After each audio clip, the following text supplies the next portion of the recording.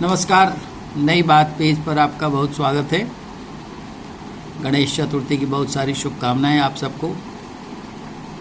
संसद के अकस्मात इस नए सत्र में महिला आरक्षण विधेयक को नया स्वरूप देकर एनडीए सरकार ने पेश किया है और इसकी संभावना बहुत अधिक थी कि इस सत्र में ये पेश होने वाला है। पेश ही नहीं होने वाला है बल्कि जो अड़चनें थी उसको निर्मूल करके ये सरकार उसे नया कानून का स्वरूप दे देने जा रही है। मैंने इन संभावनाओं को पहले ही भांप लिया था और इसको अपने कॉलम में लिखा भी था कि जब विपक्ष मुंबई की बैठक में INDIA को एक कलेवर देने की कोशिश में लगा हुआ था, संयोजक चुनने के लिए मशक्कत कर रहा था और आगे की क्या रणनीति हो इस पर विचार करने के लिए भारी मगजमारी कर रहा था, अचानक से प्रधानमंत्री नरेंद्र मोदी की सरकार ने संसद का ये सत्र अकस्मात ऐलान कर दिया कि 18 सितंबर से 5 दिनों का यह सत्र शुरू होगा। कयास लगाए जाने लगे कि क्या होगा इसमें। इस सत्र में 2 बातें महत्वपूर्ण रूप से होनी थी और वो हो रही है। एक तो कि संसद के नए भवन की शुरुआत जब हुई थी तो विपक्ष ने उसका बहिष्कार किया था सामूहिक रूप से। उस विपक्ष को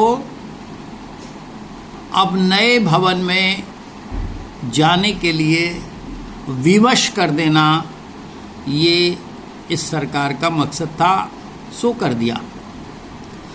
दूसरी जो बहुत सारी अड़चनें थीं और जिस तरह से महिला आरक्षण विधेयक को बाधित कर ठंडे बस्ते में डाल दिया गया था, उससे इस सरकार ने लोकसभा चुनाव के पहले कानून का स्वरूप देना बेहतर समझा था और वो इस सत्र में उसने इसकी शुरुआत कर दी। मैंने इस बात को पहले ही टटोल लिया था, भांप लिया था और अपने विशेष कॉलम में इसका जिक्र भी किया था कि संसद के इस अचानक बुलाए गए सत्र में क्या होने वाला है। अब सारी पार्टियां लगभग विवश हो गई हैं। उन्हें नहीं सूझ रहा है कि इसका विरोध कैसे किया जाए। यह देखना महत्वपूर्ण होगा कि जब महिला आरक्षण विधेयक पिछली बार विरोध के कारण ठंडे बस्ते में डाल दिया गया था, तब विरोधी जो मुखर थे उसमें कांग्रेस भी दोहरी चाल चल रही थी। कांग्रेस की चाल समझ में आती है इसलिए कि वो अगर चाहती तो इस विधेयक को कानून का रूप दे सकती थी। राजनीति में क्या कुछ होता है वो कहने की बात नहीं रह गई है। कांग्रेस चाहती तो ऐसा कर लेती, लेकिन उसके अपने साथ चलने वाले सहयोगी दलों ने ही इसका विरोध भरपूर किया, इस मुकाम तक किया कि वो विधेयक ठंडे बस्ते में डाल दिया गया था। अब नरेंद्र मोदी सरकार का लक्ष्य इस महिला विधेयक को लोकसभा चुनाव के पहले कानून के स्वरूप देने का इसलिए भी था कि इस सरकार ने महिलाओं को हर क्षेत्र में प्राथमिकता दी है और इसका नतीजा है, इसका असर है कि महिलाएं मुखर होकर नरेंद्र मोदी के साथ खड़ी होती हैं, चाहे विधानसभाओं के चुनाव हो या लोकसभा के चुनाव, हर बार ये देखा जाता है कि महिलाओं की लंबी कतार मतदान केंद्रों पर होती है। और महिलाओं की लंबी कतार अगर दिखती है तो अंदाज़ा लगाना आसान हो जाता है कि ये महिलाएं किसे वोट करेंगी। जाहिर तौर पे ये महिलाएं मोदी के पक्ष में अपना समर्थन देती हैं, वोट करती हैं। ऐसा हुआ है उत्तर प्रदेश में और दूसरे राज्यों में कि मुस्लिम महिलाएं भी बड़ी संख्या में खुल करके नरेंद्र मोदी के पक्ष में वोट करने उतरी। बदले में उन्हें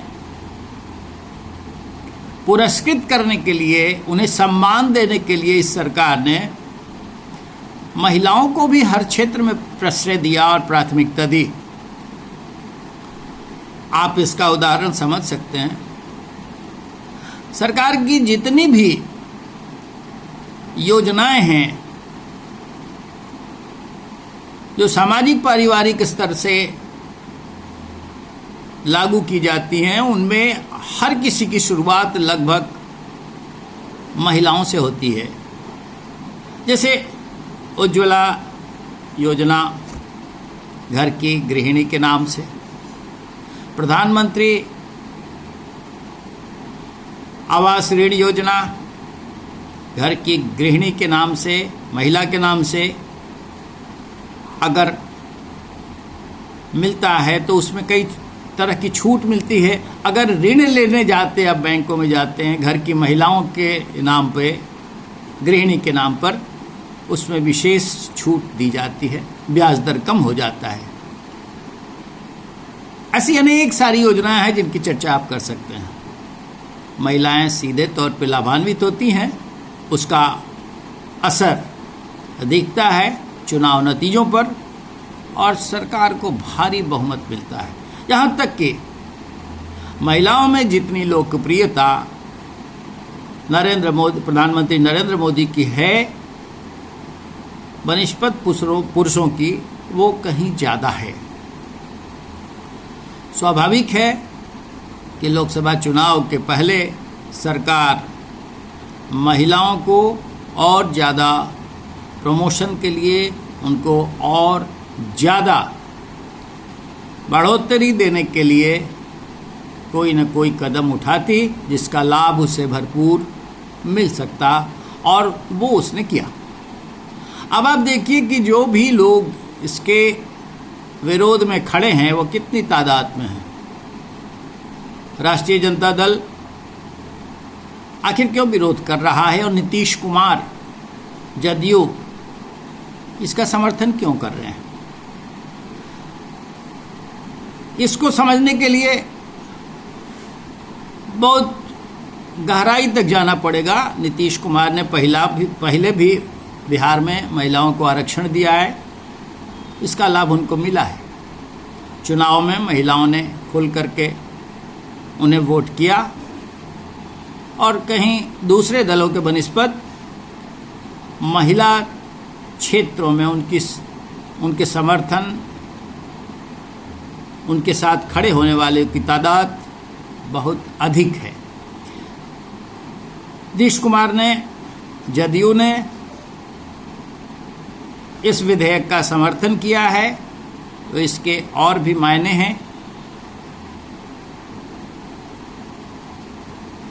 कांग्रेस के पास अब लाचारी है, वो इसका विरोध कर नहीं सकती, इसलिए कि वो दोमुहापन का चरित्र यहाँ चलने वाला अब नहीं है।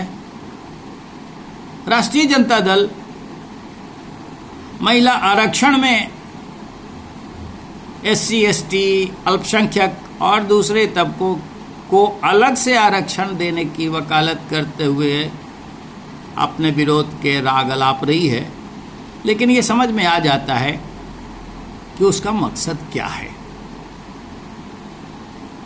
कुल मिलाकर के आप देखें तो महिला आरक्षण के जरिए नरेंद्र मोदी सरकार ने एक बड़ी बात साध ली है और लोकसभा चुनाव में इसके सुखद परिणाम उसे मिलेंगे, उसका जन समर्थन और बढ़ेगा। मेरी बात में आज की बात बस इतनी ही। अगले अंक में फिर मिलेंगे। नमस्कार।